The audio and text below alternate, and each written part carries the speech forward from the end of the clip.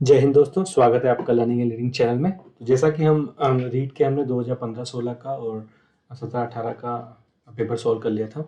अब हम रीड का 2011-12 का पेपर जो लेवल 2 का है उसका सॉल्यूशन देख लेते हैं क्विकली। तो पेपर हम सॉल्व करते जा रहे हैं, साथ में हमारे लेक्चर्स भी आप देख ही रहे होंगे जो हमने क्रैश कोर्स के छोटे छोटे टॉपिक वाइज वीडियो बनाए हैं। आप उनको भी देखते जाएं ताकि उनमें हम थोड़ा सा बेसिक आपका क्रैश कोर्स क्विकली आप किस तरीके से मैथ्स को कवर कर सकते हैं, रीड मैथ्स को। और उसके बाद हम पेपर्स भी आप देखते रहें साथ में कि किस टाइप के क्वेश्चंस आते हैं, क्योंकि पेपर्स बहुत इंपॉर्टेंट होते हैं। पेपर्स किस तरीके के आते हैं, किस तरह से हम क्वेश्चन को अप्रोच करते हैं, और जो हमने पढ़ाया है और जो क्रैश कोर्स में हमने पढ़ा है उसको कैसे हम एग्जाम में यूज करते हैं। ठीक है, तो देखते हैं, इसका पेपर देख लेते हैं इसका। तो ये देखो, अभी हमारा 91st क्वेश्चन, पहला क्वेश्चन आता है। ये कहता है आपका which of the following is not equal to this particular expression. ये तो हमने घातांक में पढ़ा था, ये चीज तुमने घातांक में बहुत क्लियरली पढ़ी हुई है। अब इसके दो तरीके हैं इस सवाल को करने के, या तो आप इसकी वैल्यू निकाल लो, इसकी वैल्यू क्या है इसको सॉल्व करके 3 की पावर स्क्वायर 9, 9 की पावर क्यूब, और मैच कर लो कि किस से उसकी वैल्यू मैच नहीं कर रही है। या फिर आप घातांक का रूल ध्यान रखो। देखो ये जो आपका एक्सप्रेशन है ये क्या है, 3 की पावर स्क्वायर की पावर 3। मैंने आपको बताया था घातांक में कि इस तरह का अगर एक्सप्रेशन हो तो आपका जो पावर होती है वो मल्टीप्लाई हो जाती है। तो ये किसके बराबर हो जाएगा, 2 इंटू 3 हो जाएगा। ये हो जाएगा मेरा 3 की पावर 6। तो यानी कि मेरा इसके बराबर तो है, ये तो है 3 की पावर 6। इसी को अगर आप ढंग से देखो तो मैं इसको क्या लिख सकता हूँ, मैं इसको ये भी लिख सकता हूँ, मैं इसको 3 की स्क्वायर को क्या लिख सकता हूँ, 9 लिख सकता हूँ, 9 की पावर क्यूब। तो ये भी इसका करेक्ट है, तो ये भी इसका करेक्ट ऑप्शन हो गया। ये भी इसके इक्वल है। मेरे पूछा क्या है, नॉट इक्वल पूछा है, तो ये भी इक्वल है। अब मैं देखता हूँ 27 का स्क्वायर। देखो मैं सी ऑप्शन को चेक करता हूँ, ये तो मेरा ए ऑप्शन हो गया, ये मेरा बी ऑप्शन चेक कर लिया। मैं सी ऑप्शन को चेक करता हूँ। सी ऑप्शन कह रहा है 27 का स्क्वायर। देखो मैंने आपको बताया था 3 की पावर स्क्वायर की पावर क्यूब, ये जो होता है इसमें दोनों पावर मल्टीप्लाई हो रही है। तो क्या मैं इसको ये भी लिख सकता हूँ 3 की पावर क्यूब की पावर 2। बात तो सेम ही है। मैंने क्या करा है, पावर्स को केवल आगे पीछे कर दिया है। घातांक हमने रूल में पढ़ा था कि ए की पावर बी की होल पावर सी है, तो सी पावर अंदर आ सकती है और बी पावर बाहर जा सकती है, क्योंकि एंड ऑफ द डे दोनों का मतलब तो निकल के वही आ रहा है, 3 की पावर 6, और ये भी है 3 की पावर 6। ठीक है, जो हमने यहाँ पे देखा था ऑप्शन ए में। लेकिन इसका एडवांटेज क्या हो गया, मैं इसको क्या लिख सकता हूँ, उसको लिख सकता हूँ मैं 27 की पावर स्क्वायर। तो यानी कि मेरा सी ऑप्शन भी करेक्ट है, तो मेरा डी बचा। तो मेरा इसका आंसर कितना हो जाएगा, इस क्वेश्चन का मेरा आंसर हो जाएगा डी। अब डी को आपको चेक करने की जरूरत नहीं है क्योंकि आपने एबीसी चेक कर लिया है, तो डी आपका जो है करेक्ट ऑप्शन हो जाएगा। घातांक वाला आप लेक्चर देख लेना, मैंने हमने उसमें क्लियरली पढ़ाया हुआ है कि घातांक के जो 7-8 रूल्स होते हैं बस आपको ध्यान रखना है और आपका क्वेश्चन चुटकियों में हो जाएगा। ठीक है, वरना आपका ट्रेडिशनल मेथड तो है ही, आप इसको सॉल्व करो और सॉल्व करके मैच कर लो ऑप्शन से। पर घातांक अगर आपको पढ़ा हुआ है, उसके रूल्स ढंग से पता है, तो आप इस क्वेश्चन को इजीली कर सकते हो। तो इसका ऑप्शन हो जाएगा मेरा option number D, correct answer हो जाएगा। ठीक है, देखते हैं नेक्स्ट क्वेश्चन हमारा क्या कहता है, विच ऑफ द फॉलोइंग के बारे में क्या सत्य है। ये आपको दे रखी है, एक एक्सप्रेशन दिया हुआ है, उसके बारे में पूछा है क्या सत्य है। तो ये तो हमने सरल समीकरण वाले उससे पढ़ा था कि a प्लस बी का होल स्क्वायर होता है a square plus B square plus 2ab, और हमने a माइनस बी का होल स्क्वायर भी पढ़ा था, ये होता है a square plus B square minus 2ab, और हमने ये भी पढ़ा था कि a square minus B square होता है a minus B into A plus B. 3 सरल समीकरण मैंने आपको पढ़ाई थी, स्टैंडर्ड सरल समीकरण होती है। आपको ये कई सारे एग्जाम्स में क्वेश्चंस में भी डायरेक्टली यूज होती हैं। तो इसमें तो पूछ ही लिया है कि ये क्या है, तो ये तो सरल समीकरण है, मैम को पता है, तो उसका आंसर हो जाएगा ऑप्शन नंबर ए, यह एक सरल समीकरण है। ठीक है, स्टैंडर्ड क्वेश्चन है, थ्योरेटिकल क्वेश्चन है, अगर आपको पता है तो आप इसको लगा के ऑप्शन को आगे बढ़ सकते हो। ठीक है, इजी है। चलो नेक्स्ट क्वेश्चन देखते हैं। नेक्स्ट क्वेश्चन आपका है एक्सप्रेशन का। बीजीय व्यंजक मैंने जब आपको पढ़ाया था तो उसे बताया था मैंने आपको कि भाग और गुणा, ये थोड़ा सा बीजीय व्यंजक में टिपिकल क्वेश्चन होते हैं जो आपसे पूछे जाते हैं। उसका तरीका बहुत सिंपल ही होता है, मैंने आपको बताया था जैसे अपन नॉर्मल भाग देते हैं वैसे आपको उसमें भाग देना है। आप एक्सप्रेशन को यहाँ पे लिख लो, 27x square Y plus 9x square X Y square square plus Y cube. बस आप इसमें अब y प्लस 3x का भाग देने लग जाओ। देखो सबसे पहली बात तो आप इसमें क्या पूरा भाग देने की आपको जरूरत नहीं है। ठीक है, आपको बस ये ध्यान रखना है कि आप ऑप्शन कैसे एलिमिनेट करो। ठीक है, मैंने आपको सबसे पहले क्या तरीका बताया था भाग देने का, कि आप जो सबसे बड़ी पावर है उसको एलिमिनेट करते जाओ। आप उसको एलिमिनेट करोगे तो आप क्या करोगे, इसको किससे गुणा करोगे, 27x क्यूब आ जाए। देखो मैंने आपको बताया था ये 3x है, इसी से ही x क्यूब बनेगा अगर बनेगा तो अगर मैं इसको 9x स्क्वायर से मल्टीप्लाई कर दूं पूरी टर्म्स को, तो ये कितना बन जाएगा 27x क्यूब प्लस 9x को इससे करूंगा तो ये बनेगा 9xy। ठीक है, 9x स्क्वायर वाई। ठीक है, घटा दो, इसमें से माइनस से घट गया तो ये भी माइनस हो जाएगा, ये कैंसिल, 27 में से 9 गया तो मेरा बचेगा 18, ये मेरा एक्सप्रेशन यहाँ से बच के आ जाएगा, X square Y plus 9xy² plus Y cube. तो मेरा ऐसे कैसे चल ही रहा है। अब आप देखो 9x² आएगा मेरा, यानी ये ऑप्शन और ये ऑप्शन तो मेरा गलती हो गया। तो आप देखो तो मेरा सी ऑप्शन ऐसे ही करेक्ट हो गया, मुझे और कुछ करने की जरूरत ही नहीं है। अब मुझे आगे भाग देने की जरूरत ही नहीं है, मेरा यहीं से निकल के आ गया कि मेरा सी ऑप्शन करेक्ट है। पर अगर आपको आगे भाग भी देना हो तो क्या करना है आपको, अब मैंने आपको बताया था इसमें टर्म देखो आप, ये है 18x²y, यानी कि अगर आपको 18x² चाहिए तो आप 6xy से मल्टीप्लाई करो। देखो 6xy से इसको करोगे तो आएगा कितना 6xy², और 6 को इससे करोगे तो आएगा 18x²y। आपको एक एक टर्म को हटाते जाना है। 2 में से 6 गया तो आपका बचेगा कितना, अगर इसको यहाँ लेके आऊँ तो बचेगा 3xy² प्लस वाई क्यूब। अब देखो ये यहाँ पे ये टर्म बची, अगर आप इसको अब अगर y² से मल्टीप्लाई कर दो तो y² से मल्टीप्लाई करोगे तो ये आएगा 3xy² और y से ये आएगा वाई क्यूब। तो माइनस माइनस पूरा पूरा कैंसिल, यानी 0 आपका रिमाइंडर आएगा, और आपका जो भागफल आएगा, क्वेश्चन जो आएगा आपका वो आएगा 9x² plus 6xy plus y², which is nothing but option number C. पर ये मैंने पूरा आपको इसलिए सॉल्व करके बताया यहाँ पे ताकि हमारा जो भाग देने का जो तरीका था उसका रिवीजन हो जाए। बाकी आप एक ही स्टेप में इसका ऑप्शन निकाल के रख सकते हो। यही हमको पता लग गया था कि इसका कौन सा आंसर है, पहले ही टर्म्स में हमको पता लग गया था, तो आपको फिर ज़्यादा पूरा सॉल्व करने की जरूरत नहीं, क्योंकि ये सब्जेक्टिव एग्जाम तो है नहीं, ये तो ऑब्जेक्टिव एग्जाम है। अगर आपको पता लग गया कि ऑप्शन नंबर सी है तो लगाओ और आगे बढ़ो, कोई इतना टाइम होता भी नहीं है और आपको टाइम लगाने की जरूरत भी नहीं है। ठीक है, चलो नेक्स्ट क्वेश्चन देखते हैं।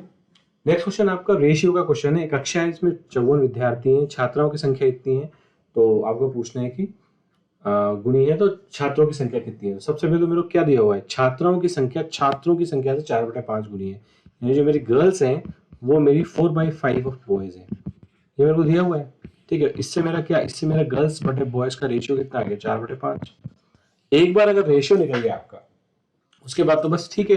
पूछा क्या है आपसे, टोटल स्टूडेंट्स दे रखे हैं, तो मैंने आपको बताया था कि जब भी रेशियो दे रखा हो तो आपका गर्ल्स की वैल्यू हो जाती है ऊपर वाला गर्ल्स का 4 बटा इन दोनों का सम इंटू टोटल, बॉयज की वैल्यू कितनी हो जाएगी उसका वाला डिवाइडेड बाई टोटल इंटू 54।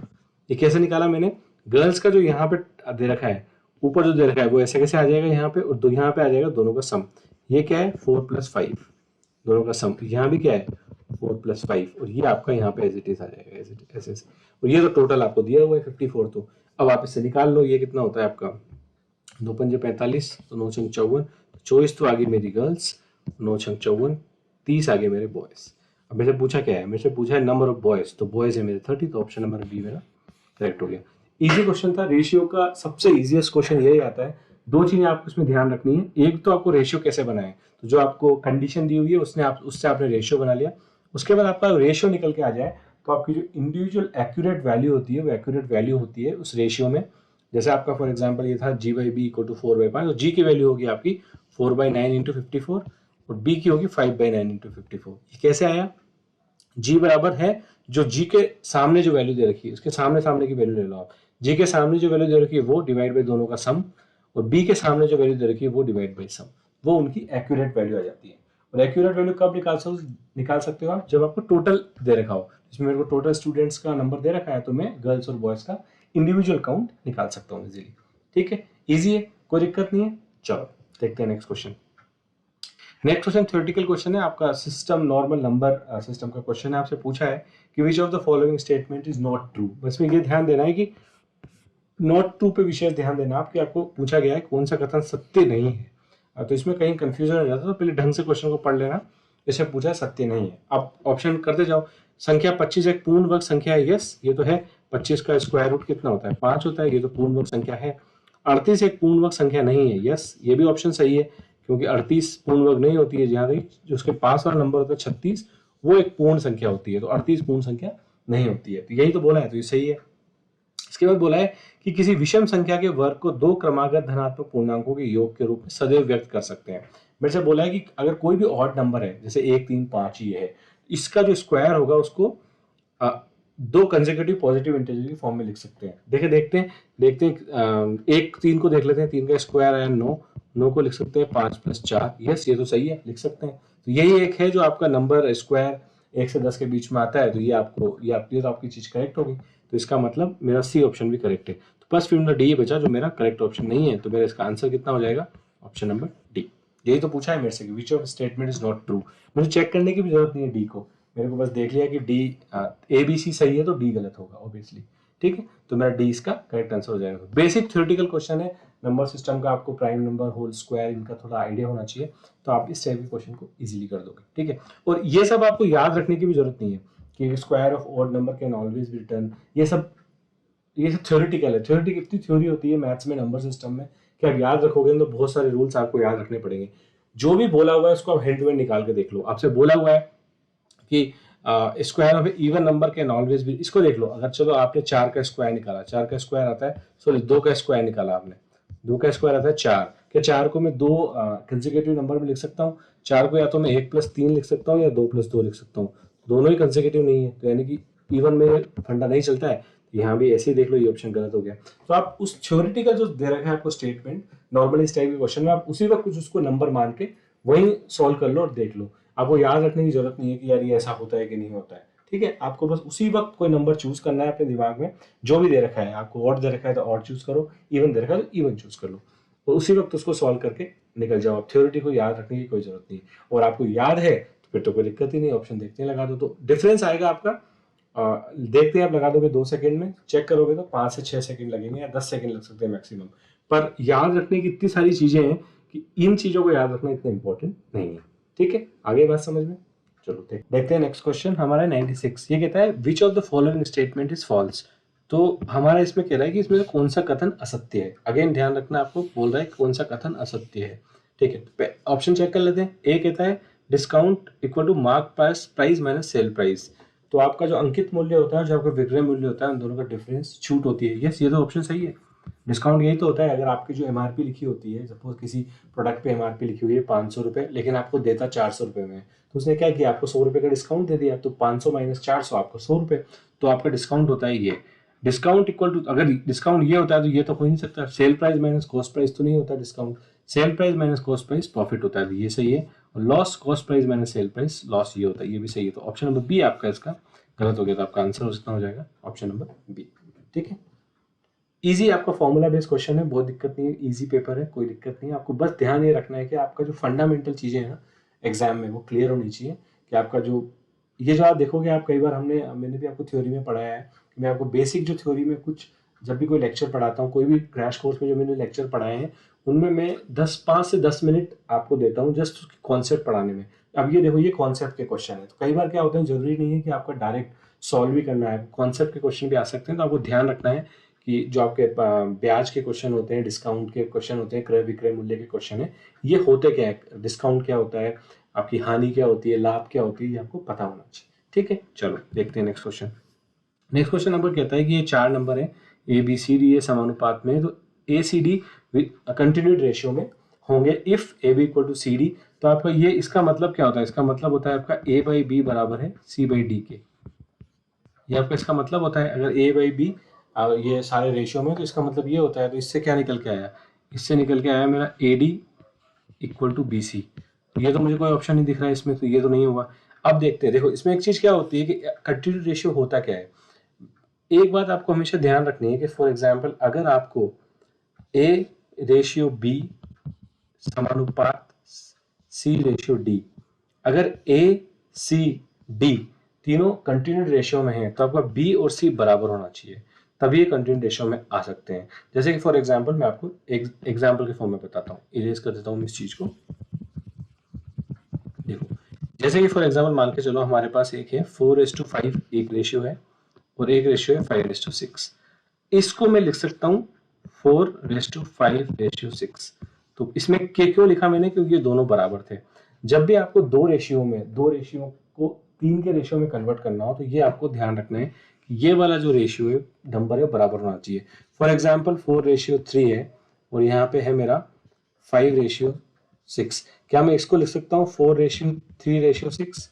नहीं लिख सकता, क्योंकि यहाँ पे दोनों बराबर नहीं है। तो मैं बराबर कैसे बनाऊंगा इसको, मैं इस वाले रेशियो को मल्टीप्लाई करता हूँ 5 से, इस वाले रेशियो को मल्टीप्लाई करता हूँ 3 से। ये हो जाएगा मेरा 20:15, और ये हो जाएगा मेरा 15:18। अब इसको मैं लिख सकता हूँ आपका 20:15:18, क्योंकि इसमें मैंने इन दोनों को बराबर कर दिया, ये मेरा हो गया। तो ये ABCD 4 नंबर कंटिन्यूस रेशियो में तब होंगे जब B बराबर C होगा, यानी कि जब ये दोनों बराबर होंगे तब ये हो सकता है। तो मेरा ऑप्शन नंबर C इसका करेक्ट हो जाएगा। मेनली ये तो थ्योरेटिकल क्वेश्चन आ गया, लेकिन इस टाइप का क्वेश्चन आपका आता है कई बार, जहाँ पे आपको 2 रेशियो दे दी जाती है और आपको 3 का ये निकालना पड़ता है। तो वहाँ पे आपको ध्यान ये रखना है कि आपका ये वाला नंबर आपको कैसे बराबर बनाना है। उसका तरीका क्या है, आप दोनों नंबरों को, इस वाले नंबर को इससे मल्टीप्लाई कर दो और इस वाले नंबर को इससे मल्टीप्लाई कर दो, बस यही आपका इसमें तरीका है। तो करना क्या है, मैं दूसरे कलर से आपको बता देता हूँ। आपको इस वाले नंबर को तो मल्टीप्लाई कर देना है इससे, इस वाले नंबर को मल्टीप्लाई कर देना है इससे, और जो आपका निकल के आएगा वो आपका कंटिन्यूस रेशियो निकल के आ जाएगा। ठीक है, ईजी है। रेशियो में हमने ये बात देख रखी है, हमने पढ़ाया भी था रेशियो में। आप लेक्चर भी एक बार देख लेना, अगर आपको समझ में नहीं आया इस वीडियो को रिपीट करके देख सकते हैं, इस क्वेश्चन को 2-3 बार देख लेना, तो आपको कॉन्सेप्ट जो आपका वितत अनुपात का क्वेश्चन है समझ में आ जाएगा कि होता क्या है कंटिन्यूस रेशियो। ठीक है, चलो नेक्स्ट क्वेश्चन है आपको एक सम ऑफ, आपको दिया हुआ है 210 रुपये राम और श्याम के बीच में 2 रेशियो में डिवाइड किए हुए हैं। ये तो स्टैंडर्ड क्वेश्चन है, आपको रेशियो दिया हुआ है, राम और श्याम का रेशियो दिया हुआ है 7:3। मैंने आपको बताया था कि राम को कितना मिलेगा, राम वाला, राम के सामने वाला, डिवाइडेड बाय दोनों का सम इंटू टोटल, टोटल कितना है 210। श्याम को कितना मिलेगा, श्याम के सामने वाला 3/10 इंटू 210। तो इसको कितना मिला, 10 से 10 कट गया तो 147 तो मिला राम को, और ये कट गया तो 3×2 = 63 मिलेगा शाम को। तो आप देख लो किसका पूछा है, राम और श्याम रेस्पेक्टिवली। राम का आएगा 147, इसका आएगा 63। ऑप्शन नंबर ए मेरा करेक्ट हो जाएगा इसका। ठीक है, कोई दिक्कत नहीं है, इजी क्वेश्चन है, बहुत इजी पेपर लग रहा है मेरे को ये। आई थिंक इजीएस्ट पेपर आया है रीट में। तो आपको बस लेकिन कॉन्सेप्ट ध्यान रखना है, समय का ध्यान रखना है, जो तरीके मैंने बताए उन्हीं तरीकों से आप सॉल्व करना, तो आपकी करेक्टनेस भी रहेगी और इजीली भी आप उसको कम टाइम में सॉल्व कर पाओगे। ठीक है, चलो देखते हैं नेक्स्ट क्वेश्चन। नेक्स्ट क्वेश्चन आपका कंपाउंड इंटरेस्ट का क्वेश्चन है, जो कि बहुत ही लेंथी क्वेश्चन लग रहा है, लेकिन करना कुछ नहीं है आपको। कंपाउंड इंटरेस्ट का बस आपको कॉन्सेप्ट ध्यान रखना है कि इसमें कॉन्सेप्ट क्या होता है। देखो आपको दिया हुआ है निम्न में से कौन बराबर नहीं है, चक्रवृद्धि ब्याज का, ये आपको दिए हुए नंबर। अब देखो चक्रवृद्धि ब्याज का मैंने आपको फॉर्मूला बताया था, जो इंटरेस्ट का फॉर्मूला होता है वो होता है प्रिंसिपल 48,000, जो भी आपको प्रिंसिपल है, इंटू 1 प्लस जो भी रेट दे रखी है 5 डिवाइडेड बाई 100 इंटू आपका 3 ईयर्स। ये आपको मैंने बताया था कि ये 3 जो होती है ये फ्रीक्वेंसी होती है, कि किस फ्रीक्वेंसी में मुझे ब्याज देना है। जैसे ईयरली फ्रीक्वेंसी में देना है तो 3 ईयर्स है तो 3 का 3 लिख दूंगा, अगर क्वार्टरली ब्याज देना है तो मैं उसी फ्रीक्वेंसी में लिख दूंगा। अब आप देखो इसमें अब ये है, ये इंटरेस्ट मेरा आया है जो क्वेश्चन में पूछा है उसका। अब इन्होंने पूछा है कि इनमें से कौन से स्टेटमेंट का इंटरेस्ट ये नहीं आएगा, तो हम लिख लेते हैं सबका इंटरेस्ट। ए ऑप्शन का लिखता हूँ। ए ऑप्शन बोला है इंटरेस्ट आएगा 48,000 का 1.5 साल के लिए at the rate of 10 calculated on a basis of 6 months. देखो अब क्या होगा कि 6 मंथ्स में क्योंकि मैं दे रहा हूँ इंटरेस्ट, तो 1.5 साल में कितने 6 मंथ्स आ जाएंगे। 1.5 साल is nothing but 1 year and 6 months. 1 year में खुद में 6 मंथ्स 2 बार आ जाएंगे, तो 1.5 साल में 6 मंथ्स 3 बार आ जाएंगे। तो जो मेरी फ्रीक्वेंसी होगी वो 3 हो जाएगी और रेट आधी हो जाएगी, क्योंकि 10% में दे रहा हूँ टोटल इंटरेस्ट, लेकिन 6 मंथ्स पे दूंगा तो 5% हो जाएगी। कितना आ जाएगा मेरा 48,000 इंटू 1 प्लस, क्योंकि 10% है लेकिन मैं 6 मंथली दे रहा हूं तो मेरा क्या हो जाएगा 5/100 हो जाएगा। और फ्रीक्वेंसी मेरी कितनी होगी 1.5 साल की है, तो मेरी यहाँ पे 1.5 साल में कितनी बार 6 महीने आएंगे, 6 महीने 6 महीने 6 महीने 3 बार आएंगे, तब 1.5 साल कंप्लीट होगा। फ्रीक्वेंसी मेरी हो जाएगी 3। तो ये तो सेम ही है, दोनों बराबर है, तो ये तो ऑप्शन ए तो करेक्ट हो गया। ऑप्शन बी देख लेता हूं मैं। ऑप्शन बी मेरा बोल रहा है कि compound interest on sum of 48,000 1 साल के लिए at the rate of 15 year calculated on basis of 4 months. ठीक है, देखो अब 4 मंथ्स कर दिया तो मैंने क्या किया इसको 4 मंथ्स, ईयर की रेट थी 15, 4 मंथ्स की कितनी हो जाएगी 1/3 हो जाएगी, क्योंकि 1 साल में कितने 4 मंथ्स आते हैं 3 बार आते हैं, 4 मंथ्स 4 मंथ्स 4 मंथ्स, जिसको हम क्वार्टर बोलते हैं। तो 3 हो जाएगी, तो रेट कितनी हो जाएगी 1/3 हो जाएगी। तो यहाँ से इंटरेस्ट मेरा निकल के आएगा, फॉर्मूला निकल के आएगा वो आएगा 48,000 इंटू 1 प्लस रेट 1/3 हो जाएगी तो 5 डिवाइडेड बाई 100। यह आएगी मेरी फ्रीक्वेंसी, किस फ्रीक्वेंसी में मैं उसको इंटरेस्ट दे रहा हूँ। तो फ्रीक्वेंसी कितनी है मेरी 4 मंथ्स, 4 मंथ्स 1 साल में कितनी बार आएंगे 3 बार आएंगे, तो फ्रीक्वेंसी मेरी 3 हो जाएगी। ये भी सेम फॉर्मूला है तो ये बराबर है, तो ये भी ऑप्शन मेरा करेक्ट हो गया। आ जाओ ऑप्शन नंबर सी पे। अब ये बोल रहा है compound interest of sum of 48,000 for 9 months at the rate of 20% calculate on a basis of 3 months. अब यहाँ 3 मंथ्स में मैं इंटरेस्ट उसका कैलकुलेट कर रहा हूँ, यानी कि 3 मंथ्स एक साल में कितनी बार आएंगे, पहले 3 फिर 3, 3 चौक 12, 4 बार आएंगे, तो यानी कि मेरी रेट हो जाएगी वो 1/4 हो जाएगी। तो मेरा इंटरेस्ट का फॉर्मूला यहाँ क्या बन के आएगा, अगेन वही 48,000 इंटू 1 प्लस रेट होगी मेरी 1/4 यानी 20 की कितनी होगी 5, तो 5/100 प्लस फ्रीक्वेंसी, फ्रीक्वेंसी मेरी कितनी हो जाएगी, 3 महीने कितनी बार आएंगे मेरे 9 महीने में, 9 महीने में 3 महीने कितनी बार आएंगे, 3 बार, तो ये हो जाएगा मेरा 3। तो ये भी फॉर्मूला मेरा सेम ही है। तो मेरा जो इसका ऑप्शन है वो डी ऑप्शन इसका करेक्ट हो जाएगा, क्योंकि डी ऑप्शन से मेरा वो इंटरेस्ट नहीं निकल के आएगा। आप चाहो तो डी का फॉर्मूला लिख लो, डी का फॉर्मूला मेरा क्या आएगा, इंटरेस्ट 48,000 1 प्लस, इसमें क्या दे रखी है, रेट दे रखी है मेरे को 15% 6 मंथ्स के उस पर, यानी कि मेरे को 15 का आधा करना है। तो मेरी रेट कितनी आएगी 7.5/100 इंटू 1 साल, यानी कि फ्रीक्वेंसी कितनी होगी 2। ये इसका फॉर्मूला आएगा, डेफिनेटली वो इससे मैच नहीं कर रहा है, इससे जो इंटरेस्ट निकल के आएगा वो इन तीनों से कभी भी मैच नहीं करेगा। तो मेरा इसका ऑप्शन कौन सा हो जाएगा, 99 का ऑप्शन नंबर डी। अब इसमें जो समझने वाली बात है, चक्रवृद्धि ब्याज मैंने आपको लेक्चर में पढ़ाया था कि फ्रीक्वेंसी बहुत इंपॉर्टेंट होती है इसमें। इस क्वेश्चन में टफ यही होता है, बाकी तो फिर फॉर्मूला है सीधा कुछ नहीं है। आपको बस कॉन्सेप्ट ये समझना है कि मेरी अगर रेट कब आधी होती है, 6 मंथ्स होगा तो मेरी रेट आधी हो जाएगी, 4 मंथ्स होगा तो मेरी रेट 1/3 हो जाएगी, और 3 मंथ्स होगा तो मेरी रेट 1/4 हो जाएगी। और जो मेरा फ्रीक्वेंसी निकल के आएगी ऊपर जो फॉर्मूले में आती है यहाँ पर, वो मेरी निकल के आएगी वो कितनी बार वो मेरे को इंटरेस्ट कैलकुलेट हो रहा है।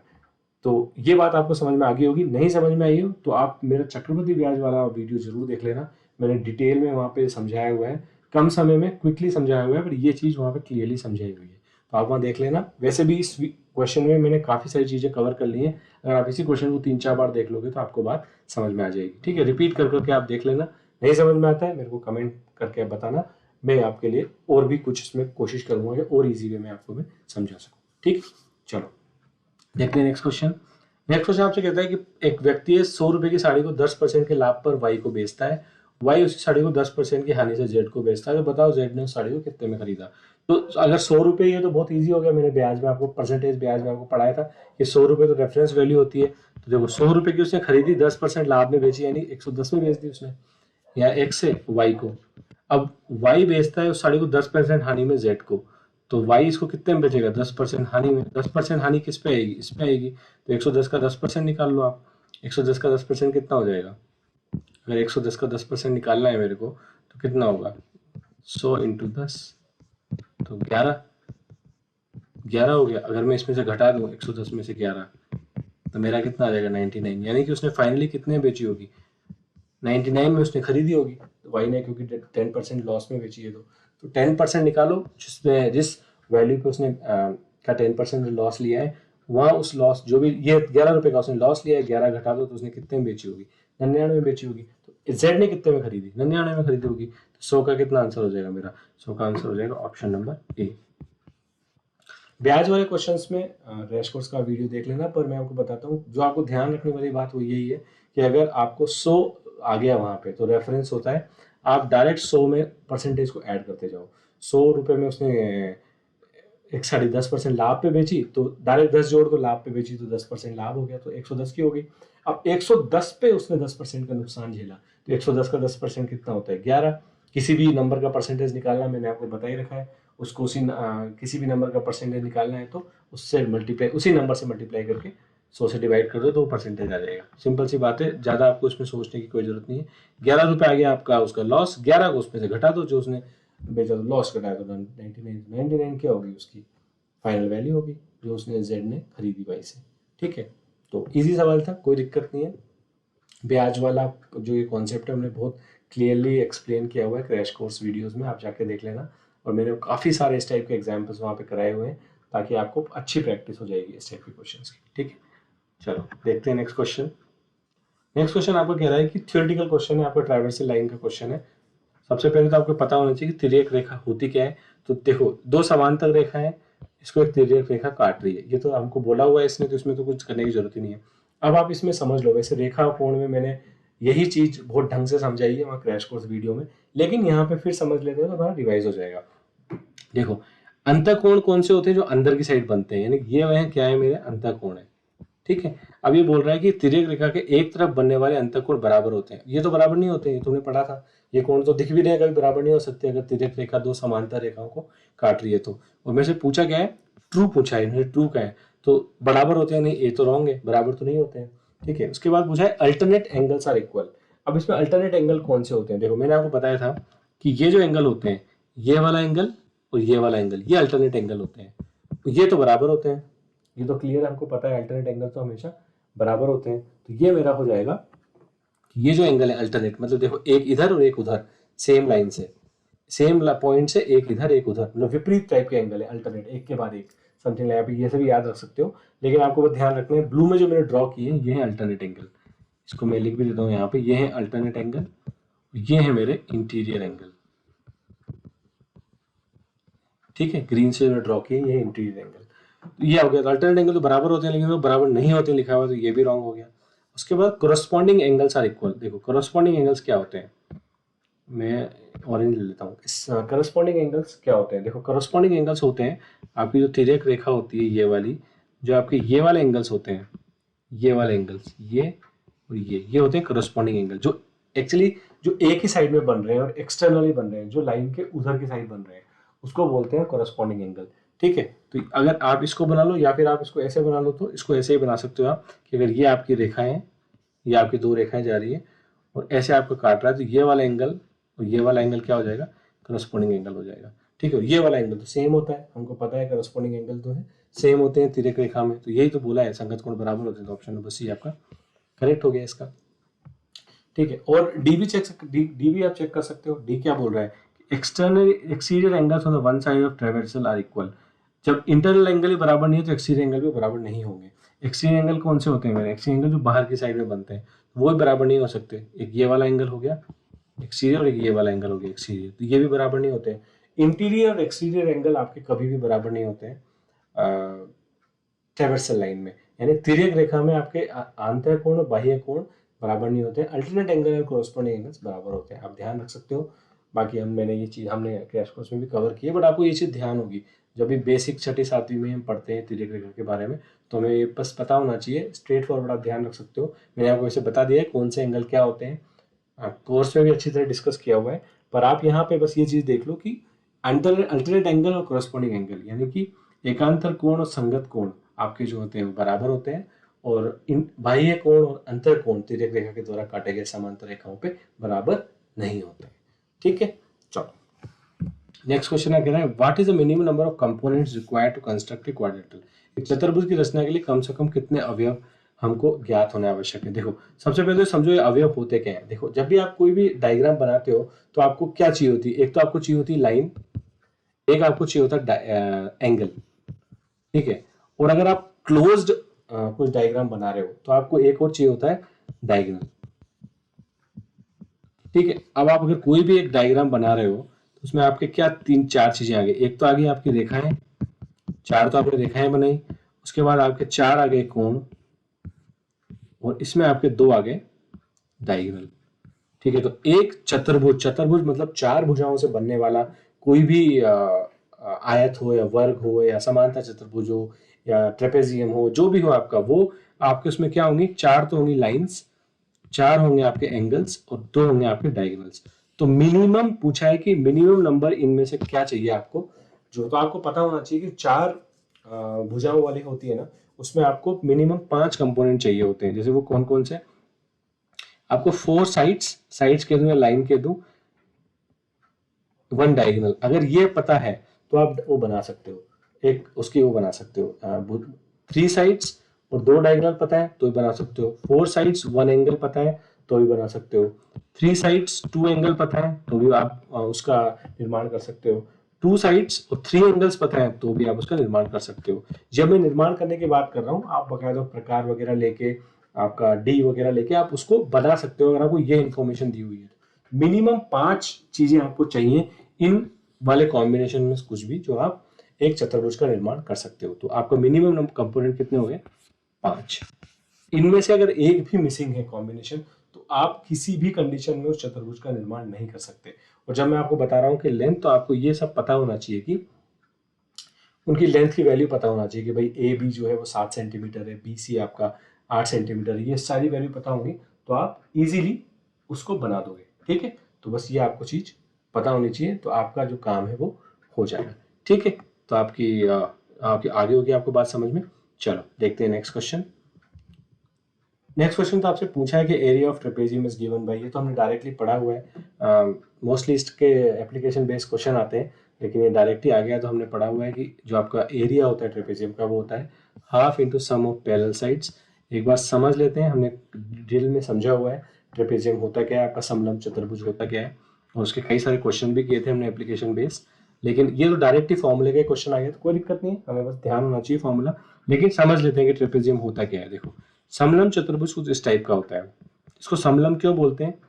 क्योंकि जो समानांतर रेखाएं होती हैं ये दो रेखाएं समानांतर होती है और यहाँ से एक लंबवत 90 डिग्री का एंगल बनाती है, इसलिए इसको बोलते हैं समलंब चतुर्भुज। मतलब आपकी जो पैरेलल साइड्स होंगी वो आपकी इस तरीके की होती है। इसका जो फॉर्मूला होता है वो होता है half into sum of parallel sides into height. ये आपका फॉर्मूला होता है जो आपका ऑप्शन नंबर डी है। तो ये जो होती है ये दोनों आपकी पैरेलल साइड्स होती हैं और ये आपकी होती है हाइट।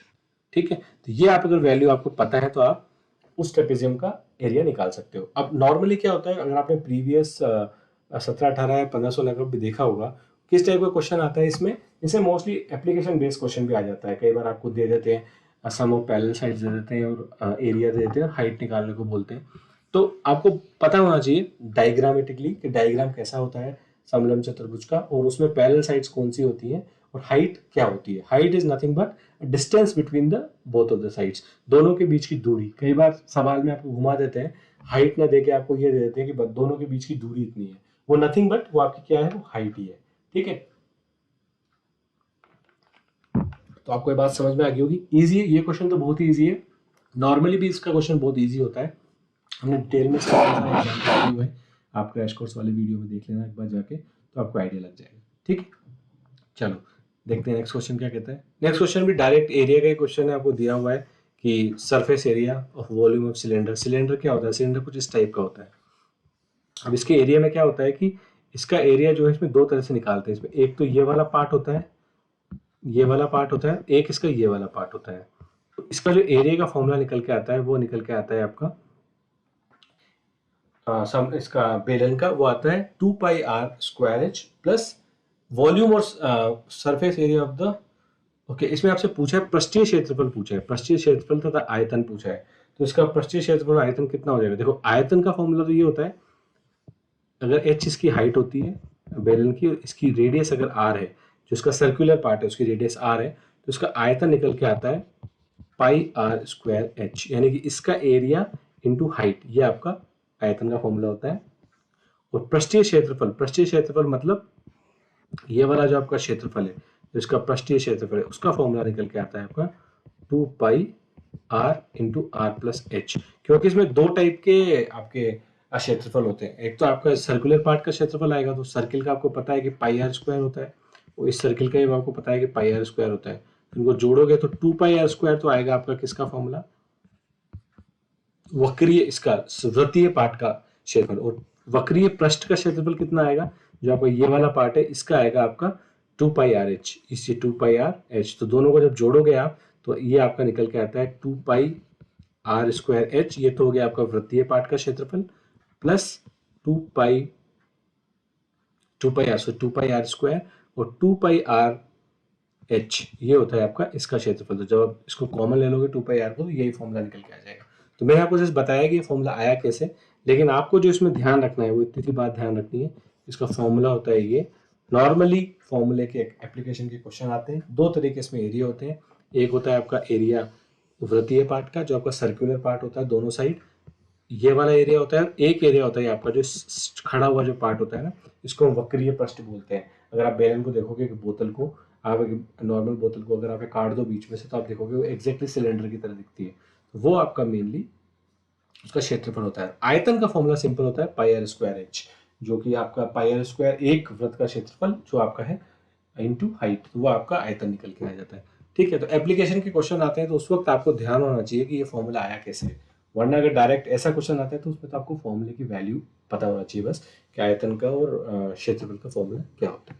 ठीक है, चलो इजी क्वेश्चन था। चलो देखते हैं नेक्स्ट क्वेश्चन। नेक्स्ट क्वेश्चन आपका फिर से थ्योरेटिकल क्वेश्चन है। आपको कॉन्सेप्ट क्या है, कॉन्ग्रुएंसी है। कॉन्ग्रुएंसी बहुत डिटेल में हमने पढ़ी है, डिटेल में तो नहीं लेकिन मैंने बहुत ही क्रिस्प तरीके से आपको कॉन्ग्रुएंसी का कॉन्सेप्ट समझाया था जो हम ट्रायंगल कर रहे थे उस टाइम पे। और मैंने आपको बताया था कि कॉन्ग्रुएंसी में बहुत सिंपल से 3 फंडे होते हैं, SAS, SSS और ASA। बस ASA 3 फॉर्मूले होते हैं। ये है साइड, एंगल, साइड। अगर 2 ट्राइंगल की साइड, 2 साइड और 1 एंगल बराबर हो तो वो कॉन्ग्रुएंट होंगे। तीनों साइड बराबर हो तो वो कॉन्ग्रुएंट होंगे। 2 एंगल और साइड बराबर हो तो भी वो कॉन्ग्रुएंट होंगे। ये मेरा तरीका होता है। और देख लो इनमें से कौन सा सर्वसम सिद्ध करने के लिए पर्याप्त नहीं है। आपसे पूछा है कि कौन सा पर्याप्त नहीं है, तो देख लो 3 है, एक जो होगा वो पर्याप्त नहीं होगा।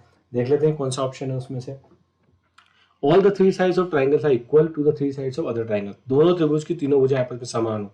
ये तो है, यही वाला तो है ये SSS, ये तो होता है, तो ये तो सही हो गया। ए तो ऐसे तो हो जाएगा। 2 भुजाएं और उनके बीच का कोण बराबर हो, यानी कि 2 भुजाएं और कोण, यानी कि ये वाला 2 भुजाएं बराबर है और उनके बीच का कोण बराबर है। ये ए जो है वो क्या है, उनके दोनों के बीच का कोण है, तो ये है, तो ठीक है, ये इससे भी हो जाएगा। 2 कोण और उनके बीच की भुजा बराबर हो, 2 कोण बराबर हो, ये वाला ये 2 एंगल बराबर हो और उनके बीच की भुजा हो वो भी बराबर हो, तो इससे भी आपका काम हो जाएगा। यानी कि फॉर एग्जांपल इस तरह का ट्राइंगल है मेरा, इसमें ये 2 एंगल और ये 2 एंगल बराबर है और ये वाली भुजाएं भी बराबर है, तो ये दोनों क्या हो जाएंगे, कॉन्ग्रुएंट एंगल हो जाएंगे। ठीक है, ये भी हो गया। तो ऑप्शन डी बचा, तो ऑप्शन डी तो मेरा वैसे ही गलत हो गया, कुछ चेक करने की जरूरत ही नहीं है। फिर भी आप देख लो तीनों कोण बराबर हो, ऐसा हमने कहीं नहीं पढ़ा था कॉन्ग्रुएंसी में। तीनों कोण बराबर हो तो क्या हम कॉन्ग्रुएंसी प्रूव कर सकते हैं। हमारे पास 3 ही कंडीशन थी, तो हमारा ऐसी ए तो कंडीशन थी नहीं हमारे पास, एंगल एंगल एंगल वाली, तो ये हमारा ऑप्शन गलत हो जाएगा। तो ये पर्याप्त नहीं है उस 2 ट्राइंगल को सर्वांग सम सिद्ध करने के लिए, कॉन्ग्रुएंस सिद्ध करने के लिए ये कंडीशन सफिशिएंट नहीं है। हमारी जो कंडीशन है वो 3 ही है, side angle side, side side side और एंगल साइड एंगल। ठीक है, चलो देखते हैं नेक्स्ट क्वेश्चन। द मार्क दे रखा है आपको नॉन एज, ये आपका स्टैट वाला जो पार्ट है, ये स्टैट वाले पार्ट का क्वेश्चन है। आपको इसमें बस इतना सा ध्यान रखना है कि जो मार्क होता है इसको बोलते हैं टैली मार्क। ठीक है, अब प्रीवियसली मतलब बचपन में आपने पढ़ा होगा कि जब हम नंबर सिखाते हैं बच्चों को तो आप करते हैं ना, एक लिखना है तो कैसे लिखो, एक लिखो, 2 लिखना है तो कैसे लिखो, ऐसे 2 लिखो। ठीक है, 3 लिखना है तो कैसे लिखो, 3 लिखो। 4 लिखना है तो कैसे लिखो, 1 2 3 4 लिखो। 5 से क्या होता है, वैसा कर देते हैं उसको, 5 बना के 4 निशान बना के और हम इसको ऐसे काट देते हैं। ये एक जो आपका तरीका होता है स्टैट्स में, तरीका होता है कि हम उसको ऐसे काट देते हैं। ये हमारा 5 होता है। अब अगर सोचो मुझे 6 लिखना है तो मैं कैसे लिखूंगा, अब मैं 6 को ऐसे ही लिख दूंगा जैसे मैं यहाँ पे लिख रहा हूँ। मैं क्या करूँगा, 1 2 3 4 लिखूंगा और इसको काट दूंगा, तो ये तो हो जाएगा 5। ठीक है, ये तो हो जाएगा मेरा 5 और यहाँ पे 1 लिख दूंगा तो ये मेरा 6 हो गया। इस तरीके से मैं 7 8 9 10 नंबर्स को लिखने का तरीका होता है। तो ये मेनली आपका जो टैली मार्क होता है, टैली जो आपका डेटा शीट बनाते हैं या कुछ बनाते हैं स्टैट्स में, उसमें इस मार्क को टैली मार्क बोलते हैं। ये उसका रिप्रेजेंटेशन होता है। ठीक है, तो ये आपका आंसर क्या हो जाएगा इसका, option number A, which is nothing but tally mark. ठीक है, तो इजी था ये क्वेश्चन। नेक्स्ट क्वेश्चन देख लेते हैं। आपका क्वेश्चन दे रखा है कि histogram is used to represent, आयत जो चित्र होता है हिस्टोग्राम, मैंने आपको बताया था 3 तरह के चार्ट होते हैं, हमने स्टैट्स में डिस्कस किया था, histogram, pie chart, bar chart. ठीक है, हिस्टोग्राम में क्या होता है, आपका हिस्टोग्राम जो चार्ट होता है वो इस तरीके का होता है। इसमें जो आयताकार बने होते हैं ये एक दूसरे से सटे हुए होते हैं, इस तरीके से बने हुए होते हैं। और आपका जो बार चार्ट होता है उसमें क्या होता है कि ये जो आयत होते हैं ये दूर दूर डिस्टेंस पे बने होते हैं, इस तरीके से। तो ये तो है आपका क्या, ये तो हो गया आपका हिस्टोग्राम चार्ट होता है, हिस्टोग्राम टाइप का चार्ट होता है। ये होता है आपका बार चार्ट, ये होता है आपका बार चार्ट। और पाई चार्ट तो मैंने आपको बताया था, इस टाइप का कुछ होता है, इसको हम पाई चार्ट बोलते हैं, परसेंटेज में आता है डेटा। ठीक है, तो इसमें थ्योरेटिकल क्वेश्चन है, इसमें आपसे पूछा ये है कि बताइए आयत चित्र किस चीज को प्रदर्शित करता है इसमें से। तो देखो अब इसमें आप अगर ढंग से देखोगे, histogram represent non continuous group, असतत वर्गीकृत बारंबारता बंटन। अगर आप देखोगे ये एक्चुअली बार चार्ट इसको डिस्ट्रीब्यूट करता है। जो असतत मतलब नॉन कंटिन्यूअस ग्रुप है, मतलब ये ग्रुप की इससे डिपेंडेंसी नहीं है कुछ भी, इस वाले बार चार्ट की इस बार चार्ट से कोई डिपेंडेंस नहीं है, ये इंडिपेंडेंट है। दोनों बार चार्ट एक दूसरे के, दोनों अलग अलग डेटा को रिवाइज करते हैं। उसके बाद आता है आपका B option, ungrouped frequency distribution. नहीं, अनग्रुप्ड नहीं होता है ये ग्रुप्ड, बल्कि में ये ग्रुप्ड होता है। क्योंकि अगर आप हिस्टोग्राम को देखोगे, हिस्टोग्राम क्या होता है, एक ही डेटा का डिक्लाइन और इंक्लाइन दिखाता है। तो आपका डेटा जो है तो ग्रुप होता है। तो हिस्टोग्राम जो आपका, अगर आपको थ्योरेटिकल भी याद रखना है, तो हिस्टोग्राम आपका होता है कंटिन्यूसली ग्रुप फ्रीक्वेंसी डिस्ट्रीब्यूशन, यानी कि सतत वर्गीकृत बारंबारता बंटन। इस टाइप का जो डेटा होता है उसको हम हिस्टोग्राम से रिप्रेजेंट करते हैं। अगर आपका नॉन कंटिन्यूस ग्रुप है, जैसे कि मैंने एग्जाम्पल में आपको बताया है, हिस्टोग्राम और हमने जब चार्ट डिस्कस किए थे तो मैंने आपको बताया था किस तरीके के डेटा को हम हिस्टोग्राम में रिप्रेजेंट करते हैं और किस तरीके के डेटा को हम बार चार्ट पे रिप्रेजेंट करते हैं। तो आप एक बार वो मेरा वीडियो जरूर देख लेना, क्रैश कोर्स वाला चार्ट्स का, जिसमें हमने चार्ट्स को थोड़ा कॉन्सेप्चुअली समझाया हुआ है क्वेश्चन के साथ साथ। क्वेश्चन तो देखो चार्ट के हो ही जाते हैं इजीली, लेकिन इस टाइप के थ्योरेटिकल क्वेश्चन आ जाते हैं तो आपको चार्ट का कॉन्सेप्ट पता होना चाहिए कि चार्ट का रिप्रेजेंटेशन कैसे होता है, किस चार्ट का रिप्रेजेंटेशन कब करते हैं, तो वो आपके लिए ईजी हो जाएगा। फिर तो इसका आंसर कितना हो जाएगा मेरा, ऑप्शन नंबर सी। ठीक है, तो ये हो गया। चलो देखते हैं नेक्स्ट क्वेश्चन। नेक्स्ट क्वेश्चन आपका स्टैट का फिर से आ चुका है, वही स्टैट के जो मैं स्टैंडर्ड क्वेश्चन आते हैं इसमें बिल्कुल लास्ट में आए। फटाफट देख लेते हैं। ए फ्रीक्वेंसी डिस्ट्रीब्यूशन टेबल आपको दी हुई है, आपसे पूछा है कि इनमें से कौन सी, इस डेटा के लिए कौन सी आपकी फ्रीक्वेंसी डिस्ट्रीब्यूशन टेबल हो सकती है। ठीक है, तो देख लेते हैं। 7 2 3 5 4 ये दिया हुआ है। देखिए अब आपको इस फ्रीक्वेंसी देख लो आप, दो की फ्रीक्वेंसी कितनी है इसमें, 1 2 3, यस सही है, ये तो 3 फ्रीक्वेंसी। अगर आप इसमें देखोगे 2 की 2 फ्रीक्वेंसी आ रही है, तो 2 की तो 3 आनी चाहिए थी, ये तो गलती हो गया। ठीक है, और इसमें बोथ ए एंड बी, ये भी गलत हो जाएगा। अब या तो नाइदर ए नॉर बी होगा या फिर ए होगा, या तो दोनों नहीं है या फिर ए है। अब इसमें आपको देखना पड़ेगा, फटाफट देख लो आप कि 3 की फ्रीक्वेंसी देख लो। 3 की फ्रीक्वेंसी कितनी है, 2 है, सही है। 3 की फ्रीक्वेंसी कितनी है, 2 है। उसके बाद आप 5 की फ्रीक्वेंसी देख लो। 5 की फ्रीक्वेंसी 1 है, ये भी सही है। 4 है ही नहीं, 4 की फ्रीक्वेंसी 0 है। 6 की फ्रीक्वेंसी 1 है, बिल्कुल सही है। 7 की फ्रीक्वेंसी भी 1 है। 8 की फ्रीक्वेंसी 8 है ही नहीं, 0 है। 9 की फ्रीक्वेंसी भी 1 है। तो यानी कि आपका ऑप्शन नंबर ए जो है वो करेक्ट हो गया पूरा। तो ऑप्शन नंबर ए आपका करेक्ट आंसर हो जाएगा। तो आपका ये वाला ऑप्शन भी गलत हो जाएगा। ठीक है, तो ये फ्रीक्वेंसी अब मैंने बारंबारता सारणी जब आपको पढ़ाई थी मैं बताया था, उसका मतलब बस ये होता है कि आपका जो डेटा होता है वो डेटा आपका रिपीट कितनी बार हो रहा है। जैसे कई बार हम एक एग्जांपल लें, अगर नया जो मैंने क्रैश कोर्स में भी लिया था शायद, कि एक स्टूडेंट्स के मार्क्स आते हैं, एक मार्क्स क्या वेरी करते हैं। जैसे एक 100 स्टूडेंट्स हैं, सपोज 100 स्टूडेंट्स में किसी के 60 होंगे, किसी के 50 होंगे, किसी के 49 होंगे, किसी के 41 होंगे। तो हम क्या करते हैं, फ्रीक्वेंसी टेबल बना लेते हैं जहाँ पे हमको सपोज ये डिसाइड करना है कि 0 से 30 तक जिसके मार्क्स हैं वो फेल है 100 में से, उसको फेल की कैटेगरी में डाल देंगे। जो 30 से जिसके 40 के मार्क्स हैं वो थर्ड डिवीजन में उसको पास मान लेंगे। ऐसे 40 से 60 तक हम 59 तक सेकंड डिवीजन मान लेंगे। 60 से 70 तक हम फर्स्ट डिवीजन मान लेंगे और 70 अबोव को हम कुछ डिस्टिंक्शन मान लेंगे। तो ऐसा कुछ जब हमको ग्रुप करना होता है सेम फ्रीक्वेंसी के डेटा को, तो हम उसकी एक फ्रीक्वेंसी बना देते हैं कि ये जो है डेटा इतनी बार उस पर्टिकुलर इंटायर डेटा शीट में रिपीट हो रहा है। तो रिपीटिशन जो आपको बताना है कितनी बार वो आ रहा है, बारंबारता उसे वो बोलते हैं। बारंबारता का मतलब ये है कि बार बार कितनी बार वो नंबर आ रहा है, मतलब आपका, तो वो हो जाएगी उसकी बारंबारता बंटन सारणी। ठीक है, जो आपकी इस नंबर की ये वाली फिट बैठती है। ठीक है, तो ये आपका ऑप्शन नंबर ए इसका करेक्ट हो जाएगा। ठीक है, देखते हैं नेक्स्ट क्वेश्चन। नेक्स्ट क्वेश्चन आपका सिंपल सा बार चार्ट का क्वेश्चन है, बहुत ही इजी क्वेश्चन है। करना कुछ भी नहीं है आपको, इसमें बस पढ़ना है क्वेश्चन को, डेटा को समझना है। अब विद्यार्थियों का समूह गर्मियों की छुट्टियों में गया, विभिन्न प्रकार की गतिविधियां की उन्होंने, जिसको एक पाई चार्ट में दिखाया गया है। आपसे पूछा है कि इस प्रकार से आंकड़ों के प्रदर्शन को क्या कहते हैं। ये तो आपका सिंपल ही थ्योरेटिकल क्वेश्चन हो गया आपका, कि इस प्रकार का, अभी हमने प्रीवियस क्वेश्चन में डिस्कस किया था कि इस प्रकार के उसको पाई चार्ट कहते हैं। ठीक है, तो पाई चार्ट इसका आंसर हो गया सी। ठीक है, इसमें ये भी क्वेश्चन बन सकता था कि ये पाई चार्ट का तो आपसे सिंपल सा क्वेश्चन, बताओ किस वाली जो गतिविधि है उसमें ज्यादातर लोगों ने किस गतिविधि में पार्ट लिया है। वो आप पता कर सकते हो स्लाइस से। अगर आप देखोगे ये वाला स्लाइस सबसे बड़ा है, तो आप क्लियरली देख सकते हो कि हॉर्स राइडिंग एक ऐसी गतिविधि है जिसमें बहुत सारे लोगों ने पार्टिसिपेट किया है। इसमें जो पाई चार्ट होता है, मैंने आपको क्रैश कोर्स में भी समझाया था कि मेनली आपका जो डिस्ट्रीब्यूशन होता है वो इस तरीके से होता है कि नॉर्मली परसेंटेज में, या तो परसेंटेज में होता है डिस्ट्रीब्यूशन, या फिर आपका एंगल में होता है डिस्ट्रीब्यूशन। तो डिटेल में हमने ये क्वेश्चन भी किया है, शायद मुझे जहाँ तक ध्यान है 17-18 में क्वेश्चन आया भी था और मैं डिटेल में समझा भी हुआ है। तो इसका जो रिप्रेजेंटेशन का पर्पज होता है वो ये होता है कि आपको बताना है कि कितने परसेंटेज या कितने ज़्यादा लोग उस पर्टिकुलर एक्टिविटी को कर रहे हैं। या कुछ पर्टिकुलर आइटम को कंज्यूम कर रहे हैं, कुछ भी कहो। तो मेनली इस टाइप का डायग्राम आपका यूज आता है जब आपको डिस्ट्रीब्यूशन बताना होता है कि इस एक्स्ट्रा चीज का डिस्ट्रीब्यूशन इस पर्टिकुलर सिनेरियो में इतना हुआ है। तो ये आपका डिस्ट्रीब्यूशन के काम में आता है, फ्लैट डिस्ट्रीब्यूशन होता है ये, ठीक है। ये आपका कौन सा चार्ट यूज होता है इसमें, पाई चार्ट या पाई डायग्राम, आपको जो भी बोल दो उसमें, ठीक है। चलो देखते हैं नेक्स्ट क्वेश्चन। नेक्स्ट क्वेश्चन आपका कह रहा है कि representation of ungroup data by column of equal width, equal length and equal length which are equally space is called. तो ये तो हमारा जस्ट उल्टा अभी हमने पढ़ा था उसका। इसमें देखो अनग्रुप डेटा है, मैंने आपको बताया था हिस्टोग्राम में आपका आता है हमेशा क्या, हिस्टोग्राम में आता है आपका ग्रुप्ड डेटा और बार चार्ट में आता है आपका अनग्रुप डेटा, अनग्रुप डेटा। तो आपका ये कितना, इसका आंसर क्या हो जाएगा, बार चार्ट, जो कि मैंने आपको बताया था इस टाइप का कुछ होता है।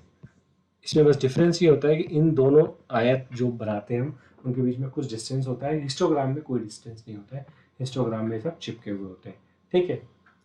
तो ये आपका हो जाएगा बार, इस आंसर क्या हो जाएगा, बार डायग्राम। पाई डायग्राम अभी हमने डिस्कस किया था, इसलिए तो हमने लगभग तीनों चार्ट इसमें डिस्कस कर लिए जो कि इंपॉर्टेंट होते हैं। मोस्टली जो क्वेश्चन आता है वो इन्हीं 3 चार्ट में से निकल के आता है।